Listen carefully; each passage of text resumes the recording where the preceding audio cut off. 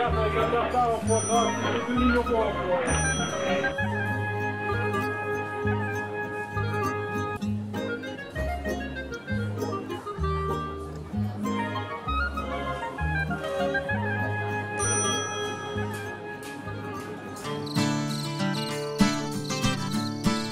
label Pays Gourmand est né en 2010.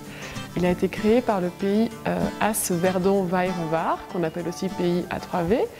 C'est un groupement de 40 communes qui comprend la vallée du Verdon, du Haut-Verdon, où on se trouve jusqu'au Bas-Verdon. Également dans la vallée de l'As avec le village de Barème, et puis la vallée de la Vair et du Var, avec Anotte et Entrevaux. Le label a été créé par le pays dans la volonté de valoriser les restaurateurs qui travaillent avec les producteurs locaux.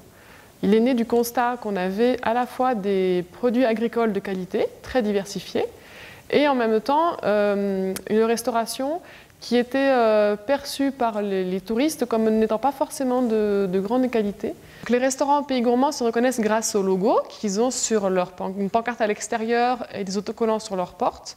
Nous diffusons des plaquettes de communication à grande échelle sur tout le territoire. Donc il y a une plaquette pour chaque pays avec un code couleur. Nous avons également un site internet qui a été développé dans lequel on peut retrouver à la fois les restaurants et les producteurs locaux.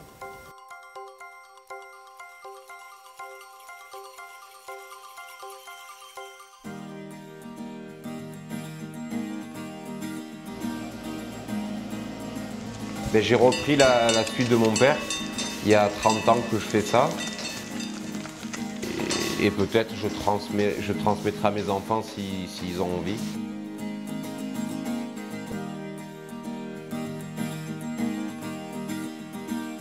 J'essaye d'avoir le maximum de lait l'été.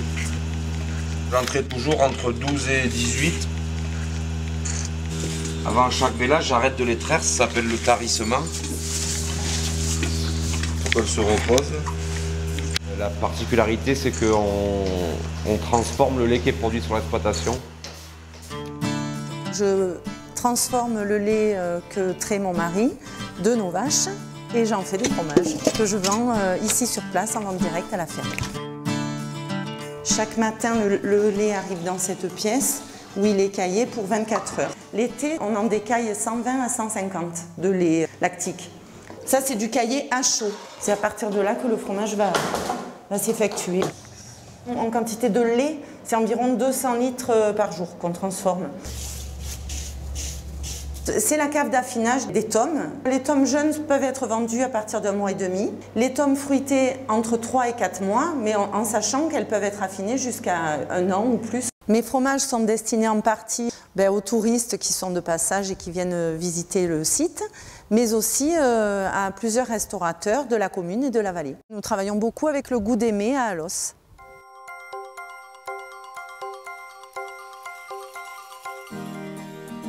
On se trouve dans un ancien relais de poste qui date de 1731.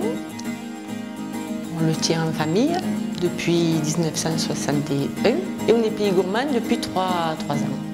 Nous avons une vingtaine de plats. On n'a pas de menu Pays Gourmand, nous, mais on a à peu près 11 plats qui correspondent, qui sont avec des produits locaux. On essaye de faire une cuisine inventive. On change notre carte à chaque saison et on travaille avec des producteurs locaux. Voilà, donc là vous avez du fromage de la ferme de Sainte-Brigitte, du fromage de vache. On a une spécialité qui s'appelle les toupines. Donc les toupines, c'est la petite cousine de la tartiflette et c'est l'occasion de goûter tous les produits gourmands. Depuis 2009 qu'on a rouvert, on travaille avec des producteurs locaux et après on a été contacté pour Pays Gourmand et du coup on a pris Pays Gourmand. Pour nous, travailler avec des producteurs locaux, c'est important parce qu'il faut garder du monde au village et que les petits producteurs arrivent à se développer et à tenir à l'année. Donc on travaille en fromage de vache avec la ferme de Sainte-Brigitte chez Christine. Les clients sont ravis de trouver des produits locaux à déguster et surtout à déguster tous les jours, quoi. C'est vraiment une bonne opportunité pour les restaurateurs, oui, pour nous en même temps.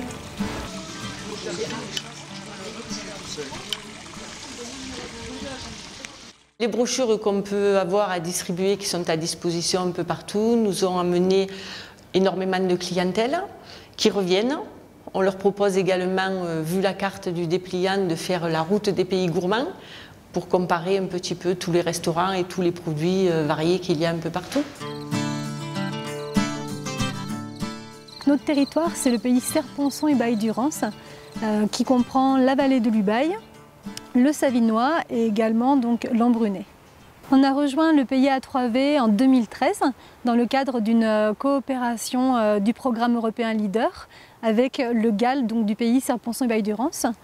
Sur notre territoire, on a actuellement un petit peu moins d'une vingtaine de restaurateurs. On a commencé avec 15 restaurateurs et aujourd'hui, en 2015, on a 4 ou 5 nouveaux restaurateurs qui vont entrer dans le programme. Alors, la coopération, ça a été vraiment une richesse énorme pour nous. Ça a été déjà une facilité sur le plan technique, c'est-à-dire qu'on a pu profiter de tout ce qui avait été mis en place par le pays A3V, de son expérience également.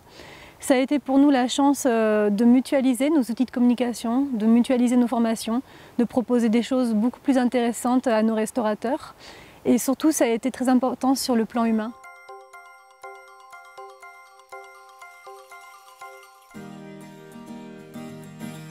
On est labellisé dans le pays gourmand depuis 3 ans.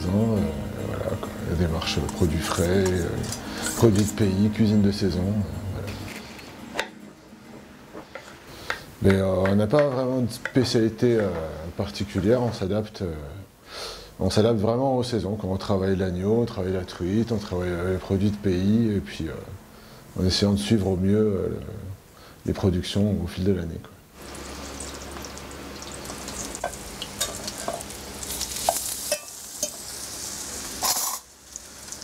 On achète nos viandes exclusivement locales au niveau d'un boucher qui se sert que dans le pays, enfin dans le 05. Pour les légumes, on privilégie également tout ce qui est de local et de pays au travers d'un grossiste un petit peu plus important. Et voilà, après on va chiner à droite à gauche des produits qui peuvent être intéressants au moment, comme les truffes en hiver, on va au marché à Chorges. Voilà, on cherche un petit peu partout, on cherche les produits du moment.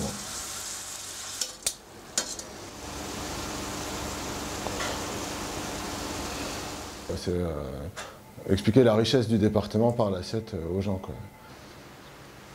Les gens qui viennent ici en vacances, ils n'ont pas envie de manger ce qu'on peut manger partout ailleurs, donc on essaie de leur trouver les produits d'ici.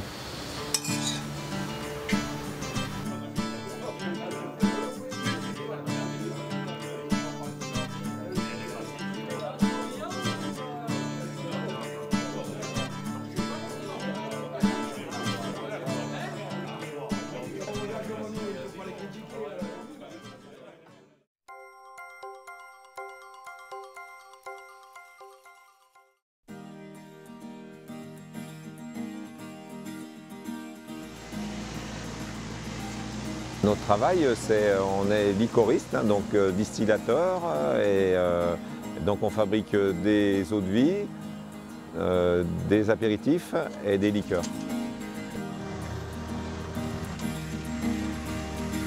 Et en fait, on est aussi, on oublie toujours, mais c'est très important, parce qu'on est aussi agriculteur, on est producteur. C'est-à-dire qu'on cultive nous-mêmes nos fruits rouges, les framboises notamment, le cassis, on cultive des plantes. On cueille des plantes sauvages comme le mélèze, comme le prunelier, comme la lavande sauvage d'ici, pour faire nos produits. L'alambic, déjà, c'est un alambic de 1900. Hein, on est très fiers de cet alambic, hein, tout en cuivre. On distille soit les fruits qui ont fermenté, soit on va distiller des produits qui ont été macérés dans de l'alcool au départ. C'est ce qu'on fait par exemple pour le pastis entre autres. Ou quand par exemple, on distille le génépi, si la fermentation s'est bien passée, on peut avoir, disons, jusqu'à 12%. Hein, donc, par exemple, pour 100 kg de produits, on a 10 litres d'alcool à 50%. Une eau de vie, pour qu'elle soit vraiment bonne, il faut 5 ans, 5 ans de vieillissement, quoi. Malheureusement, on n'a pas le temps de... On vend plus vite et on n'a pas le temps de les laisser vieillir. Enfin bon, on a un an à peu près de stock. Alors ici on se trouve dans la cave, c'est l'endroit où on fabrique les liqueurs, les apéritifs et ou les produits finis. Une fois sorti de l'alambic, il n'y a pas tellement de manipulation, à part une petite aération pendant 3 ou 4 jours des cuves, voilà, pour que les dernières vapeurs de méthanol et puis les goûts d'alambic disparaissent. Et après on descend effectivement le produit ici et on essaye de le faire vieillir un maximum. On fait également des macérations, donc c'est-à-dire qu'en fait on fait tremper les fruits ou les plantes dans l'alcool, dans un alcool à 70, un alcool neutre, sans goût, pendant environ 1 mois. Et on va utiliser ces macérations pour faire les liqueurs ou les apéritifs. Voilà. Donc les liqueurs de plantes, on fait macérer les plantes, donc génépi, thym, hysope, verveine. Et les liqueurs de fruits, framboise, cassis, myrtille. Donc on fait macérer les fruits dans l'alcool à 70, c'est exactement le même principe.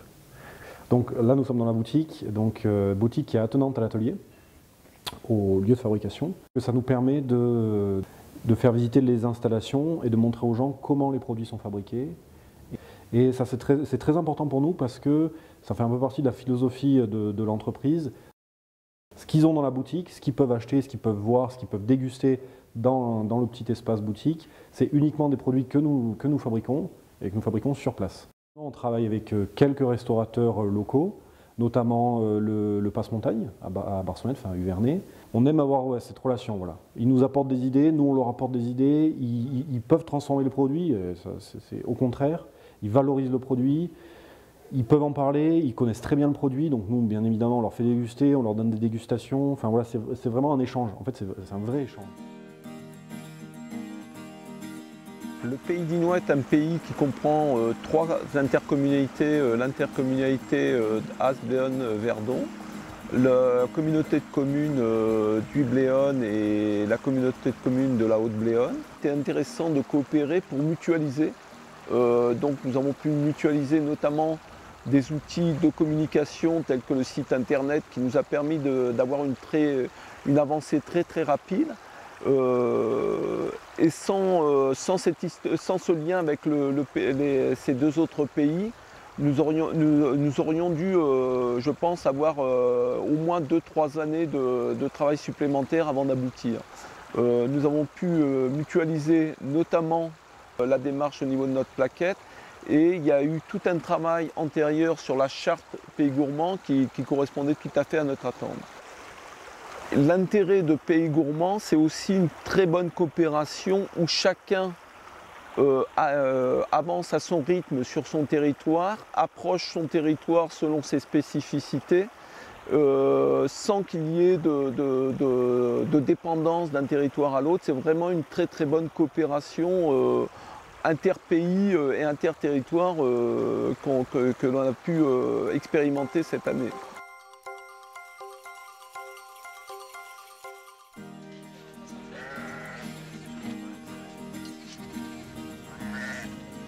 Depuis le 1er janvier 2009, je suis installé en tant qu'éleveur. 350 brebis mères, et essentiellement de l'annulage de printemps, donc essentiellement du tardon qui descend le jour de la foire de la Javie. Ici, on est là pour vendre nos tardons et pour faire de l'animation aussi, mais on est là pour vendre nos tardons. Le tardon, c'est un agneau qui naît au printemps, au mois de mars, et qui est vendu à l'automne.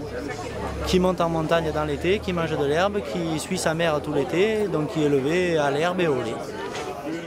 Je vends 245 tardons à l'automne et je garde moi 25 ou 30 femelles. Donc j'ai 280 tardons et j'en vends 250.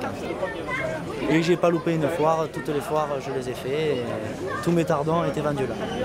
D'après moi, la qualité de la viande, elle y est parce qu'il n'a pas mangé d'aliments. Après, moi, je suis pas bio, mais c'est un agneau qui est élevé à l'herbe, au lait. C'est un agneau, voilà, le tardon, normalement, en qualité, il devrait être au top.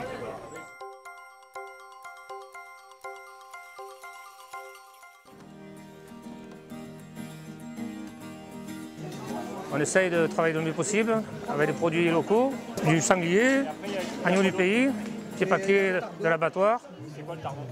Mais après, c'est la foire au tardon, donc c'est une tradition.